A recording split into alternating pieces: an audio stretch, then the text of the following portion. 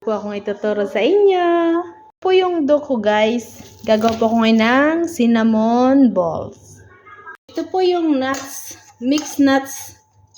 Kahit anong nuts mix, tapos durugin nyo. Tapos, isangag nyo po siya ng konti. Yan po, ganyan po ang style. Lahat ng nuts, kahit anong gusto nyo. May cashew, may pangalan na to, pistachio. May mga snow beer, basta kahit anong nuts yan. Durugin nyo po, kaya blender nyo saglit. Tapos, isangag nyo. Isangag na walang mantika, guys. Yan. Yan po yung ricado na isa. Ito naman po, guys, yung mix to. Yung brown sugar na binlender, cinnamon powder, cacao powder. Yan, i-mix ko po siya. Minix ko po siya. Ano nyo ng mga 5 kutsarang asukal, o 5 o 6, tapos 1 kutsarang cacao, tsaka 1 kutsarang cinnamon. Tapos i-mix nyo lang po siya, guys. Yan. Ilalagay po natin siya sa dough. Kailangan din po ng butter. Kasi pangpunas po natin sa Pyrex. Ito po kasi malambot po yung dough natin, kaya kailangan lagay po natin ng harina. Tapos diyan natin ipapagulong yung dough.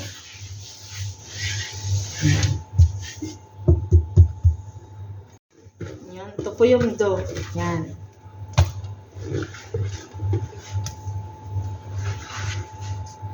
Yan ang gagawin nyo, guys. Ipaplat nyo lang siya. Patin nyo lang ng manipis. Manipis na manipis.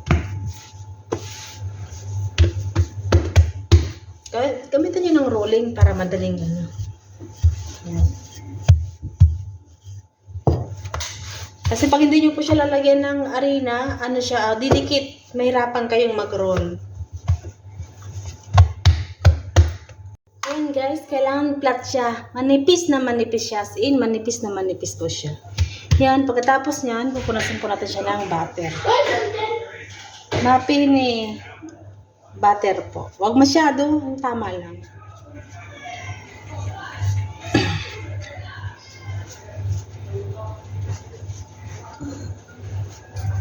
Yan, guys, pagkatapos punasan ng butter, okay na po yan. Isusunod po natin yung itong cinnamon, yung brown sugar, at saka yung cacao. Ibubud nyo lang po siya. Ganyan, budburan nyo lang siya. Lahat, kailangan malagyan lahat. Yan, ganyan lang po. Ikalat nyo lang siya, guys.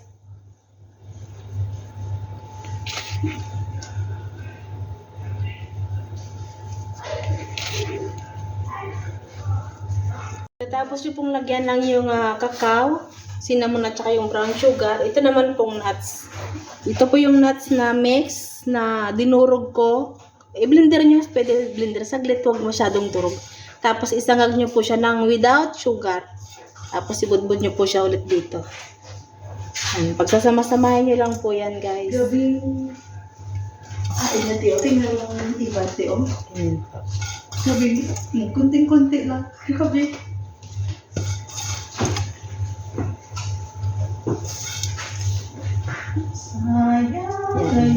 mix nyo lang siyang ganyan.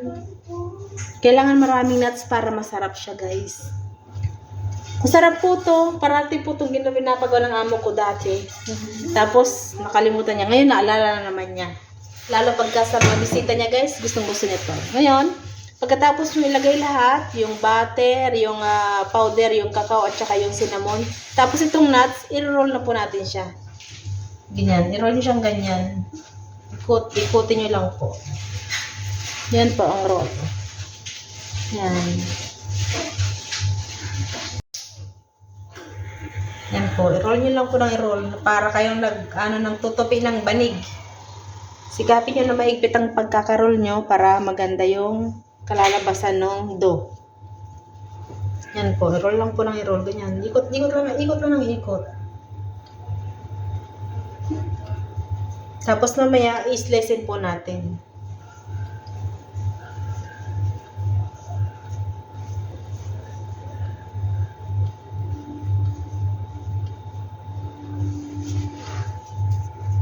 Ayan na siya, guys. Natapos ko na siyang i-roll. I-slicein na po natin siya. Pero, hindi po ako gagamit ng kutsilyo. Hindi po ako gagamit ng gunting. Any kind of cutter, hindi po ako gagamit. Alam niyo ba kung ano yung pang-slice ko? Eto. Simple lang po siya.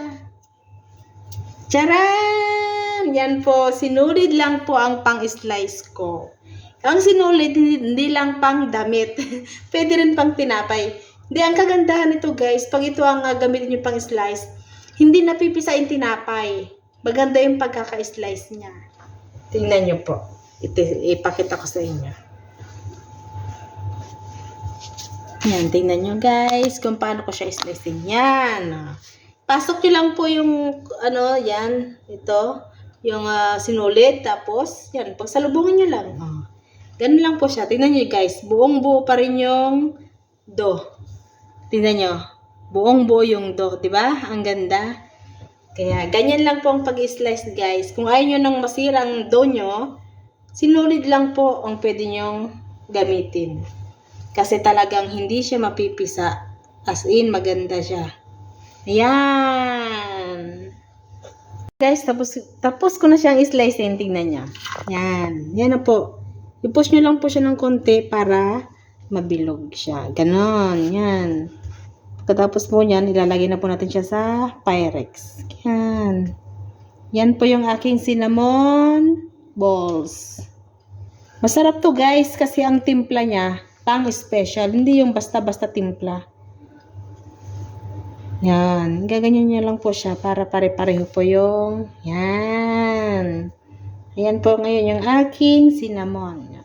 Kita nyo po guys, mamaya, mas maganda po yan mamaya guys pag naluto na. Kasi tsaka masarap. Yummy. Papakita ko sa inyo. May mga kasunod pa po. Tapos sa tingis-testing guys, ilalagay natin siya sa isang Pyrex. Ito po yung Pyrex. Tapos lalagyan nyo po siya ng butter. Yan yung pinaka-oil niya para hindi siya didikit. Yan. Ganyan lang po guys. Punuin nyo lang ng butter para masarap. Tapos, yan nyo na po siya isasalansan. Yan. Saysayin nyo siya. Ganyan. Tapos, hayaan po natin siyang umalsa. Yan. Isalansan nyo lang siya ng pare-pareho para pantay po. Yan. Ganyan lang yan kasimple guys. Yan. Yan. Okay na po. Yan. Hayaan ko na po siyang umalsa. Ano ko siya ng mga kalahating oras guys. Yan, pwede na yan. Papalsahin ko pa siya. Tapos mamaya isasalang ko siya. Lalagyan ko pa siya ng mga krema. Ipapakita ko sa inyo kung ano po yung ilalagay ko pa sa kanya sa ibabaw. Habang hinihintay ko guys na umalsa yung tinapay ko o yung dough, ipapakita ko po sa inyo kung ano yung nilalagay ko sa ibabaw, yung cream niya. Guys, yung isang Dream Whip, itong condensed milk, at saka itong buwalad. Kahit ilang piraso nilagay sa akin kasi 2, 4, 6, 8. 8 o 10. Tsaka isang ganito. Kalahati o 3/4 lang ilagay nyo guys kasi baka melted siya. Tapos ito pong cinnamon powder. Ito naman pong dream cooking cream. Ilalagay ko po ito mamaya sa dough bago ko siya isalang. Ito naman pong i-blender ko. Ilalagay ko siya pagkahango ko nung tinapay. Sa blender guys, dito natin ilalagay itong abuwalad, yung condensed milk, at saka itong Dream Whip. Pagsasama-samahin lang po natin dito. Ilagay nyo lang po lahat dito, tapos i-blender po natin. Blender guys, ayan na yung bali 12 yung nilagay ko, kasi dinagdagan ko. Tapos ito po yung condensed milk. Ilagay nyo lahat guys, yung isang lata. Malaki yan, ilang ml yan. Yung pinakamalaki sa condense. Ilagay nyo siya lahat. Ito po nung condense sa milk. Ito naman pong Dream Whip. Ilagay nyo rin isang pack guys. Yan, pagsama-samahin nyo lang lahat yan. Tapos ito pong cinnamon powder. Lagay nyo, kunti lang, huwag marami, tama lang. Tapos ngayon po, biblender na po natin.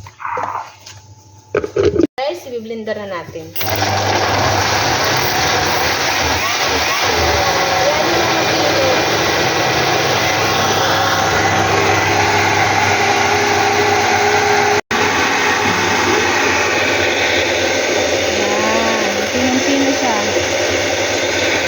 Pinong-pino na, kanta nyo na wala ng yan. Pwede na po yan. Guys, tapos siyang blender. Yan. Yan, wala na po. Pinong-pino na. Yan. Mamaya, ito po yung ilalagay natin mamaya sa ibabaw ng tinapay. Yan, ipapakita ko po sa inyo. Pero sabi ko sa inyo kanina, ito yung pagkaluto. Ito naman po ang ilalagay natin bago siya iluto. Itong cooking cream. Kaya po, special po itong cinnamon roll ko kasi yung mga ingredients niya talagang ang sasarap at saka talagang ang ano ng mga ano ng pang ano talaga sa lasa. Panglaban talaga sa masa. Kaya guys, mamaya ipakita ko sa inyo kung paglulutuin ko na. Guys, salsado na. Kaya isasalang na po natin siya sa oven. Tanggalin na natin yung nylon.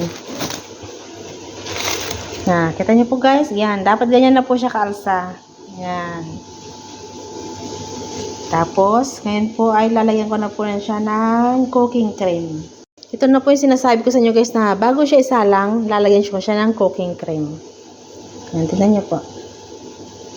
Yan, ganyan.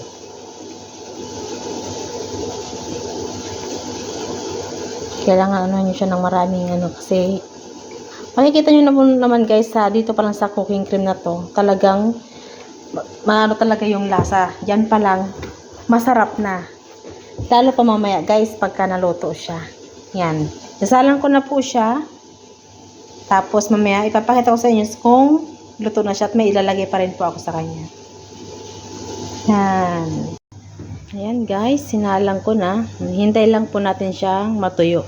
Kailangan matuyo po yung whipping cream yan yung cooking cream.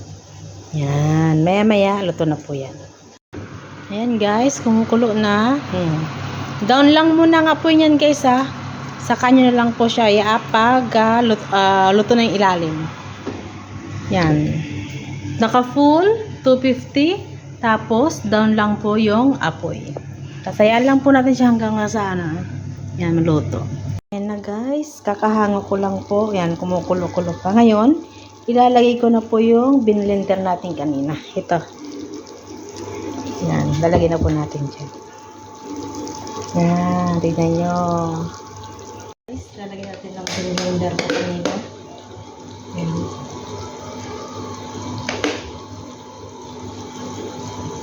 Yan, kailangan punapunin nyo siya ng ano niya. Cream. Kasi yan po yung pinaka matamis.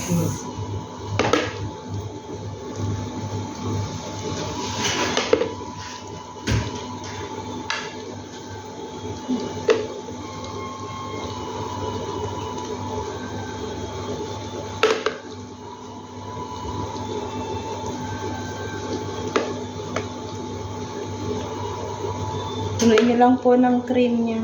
Yan. Kanina, sabi ko, 3/4 lang yung condense, pero marami po yung dalawa yung Pyrex na ginawa, kaya binuo ko na po yung condensed milk. Yan.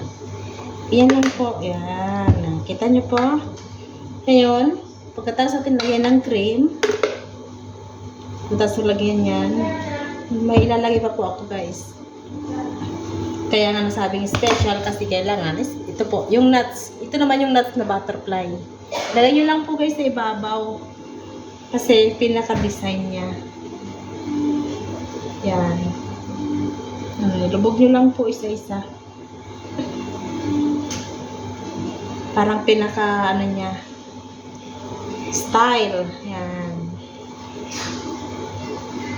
Yan, ganun. Yan. Isa-isahin nyo lang guys. Tapos, may last pa, mayroon pa kasi nalagay dyan, pero last na yon. Yung pinaka, niya, sa pang-design niya, guys. Yan. Kita nyo kung gaano ka-special yan, guys. Kasi, sa ingredients pa lang, talagang, po yung niya, lahat ng Ricardo, talagang mga pang number 1. Kita nyo po, guys. Yan. Yan. Kita nyo po, ganyan ganda. Tapos ito pa po, Hershey's. Pinaka-design na lang yan to. Ilagay po natin siya sa ibabaw. Ano lang po natin siya, ganyan. Ganyan lang po.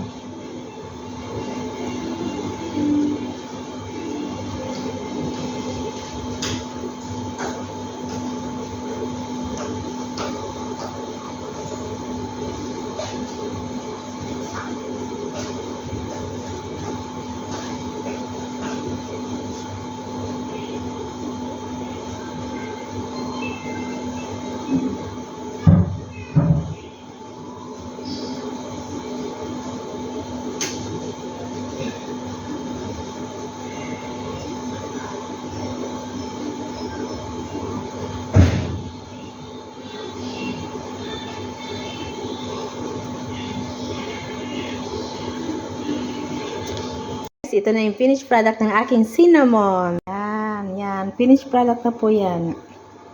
Yan. Kita nyo po. Tingnan nyo naman, talagang creamier po ang daan na yan, ng lasa niyan. Kasi, bago mo isalang, di ba? Cooking cream. Tapos, pagkahango, lalagyan pa rin siya ng cream. Pero yung cream niya, yung condensed milk, yung buwalad cheese, at saka lalagyan siya ng isang dream whip at saka ng cinnamon powder. Ayan. Nakita nyo po guys. Ganyan kasarap ang aking cinnamon. Ayan. Ano po yan guys. Malambot siya kasi napakaganda ng dough niya. Masarap din ang timpla ng dough niya guys. Yung tubig ko yung fresh milk. Yan. Kita nyo guys. Yan. Yan po ang aking cinnamon ball.